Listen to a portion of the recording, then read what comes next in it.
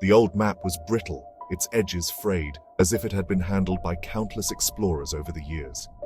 It showed a shortcut, a detour through forgotten backroads, paths that seemed to have been erased from modern memory. 4 friends on a whim decided to tempt fate, seeking adventure in the unknown. The road was narrow, swallowed by encroaching woods, as if nature itself was trying to reclaim it. Dusk painted the sky in shades of bruised purple and blood orange, casting an eerie glow over their path. The air grew heavy, thick with the smell of damp earth and something ancient, something that whispered of forgotten times.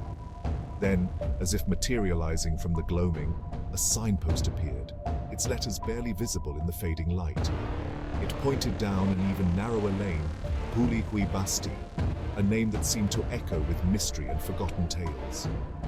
They consulted their GPS, but the town was absent, a ghost in the machine, as if it had never existed. Against their better judgment, they followed the dirt track, the tires crunching on the uneven surface, each turn taking them deeper into the unknown. Cobblestone streets wound between quaint houses, their windows glowing with warm, inviting light. The scent of wood smoke and spices hung in the air. It was idyllic, almost unnervingly so. As they stepped out of the car, the silence pressed in, broken only by rustling leaves. A figure emerged from the shadows, his face etched with age, his eyes strangely luminous. "Welcome," he rasped, his voice hoarse but kind. Welcome to Bhuli Hui Basti. He led them deeper into the town towards a flickering lamppost. More townsfolk emerged, their faces etched with curiosity and veiled wariness. The warm lights that had beckoned now seemed to pulse with an unnatural rhythm.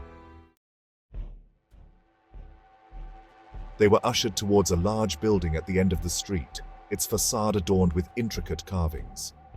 The air around it felt heavy, almost suffocating, as if the building itself was alive and watching them.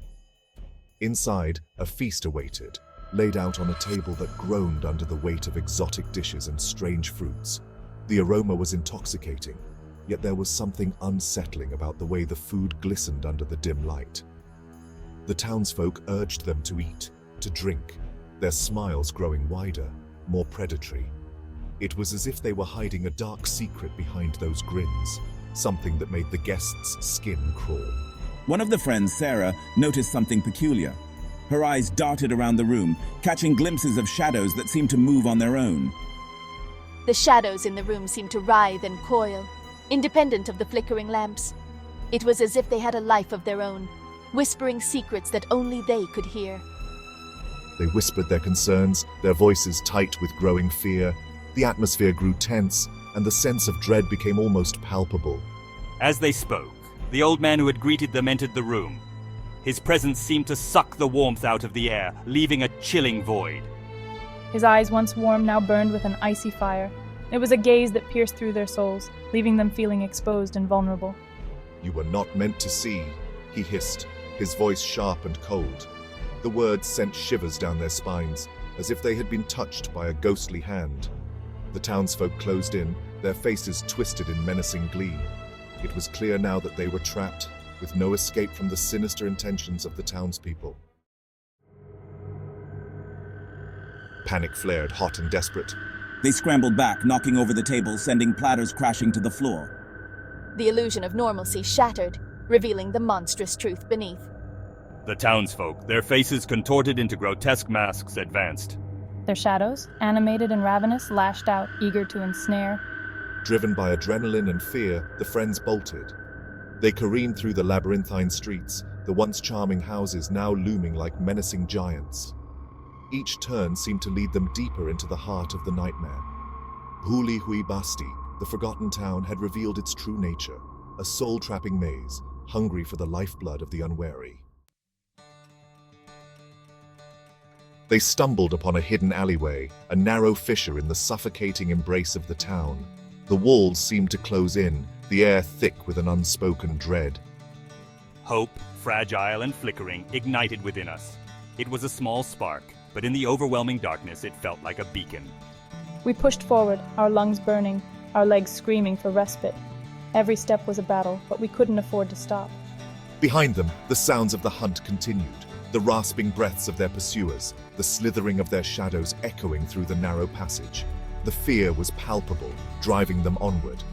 The alley opened into a vast, overgrown graveyard, the crumbling headstones barely visible in the moonlight. It was a haunting sight, yet strangely liberating. A sense of oppressive finality hung heavy in the air. The fog wrapped around us, thick and unyielding, as if trying to pull us back. But there at the edge of the graveyard, they spotted it. A figure shrouded in mystery, standing still as a statue. Their car, a beacon of salvation in the encroaching darkness. It was their only chance, their only hope of escape. With renewed determination, we surged forward, our pursuers closing in. The car was so close, yet every step felt like an eternity. They didn't stop, didn't dare look back, until the oppressive presence of Pulihui Basti faded into a distant nightmare. The car roared to life, and with it, a glimmer of hope.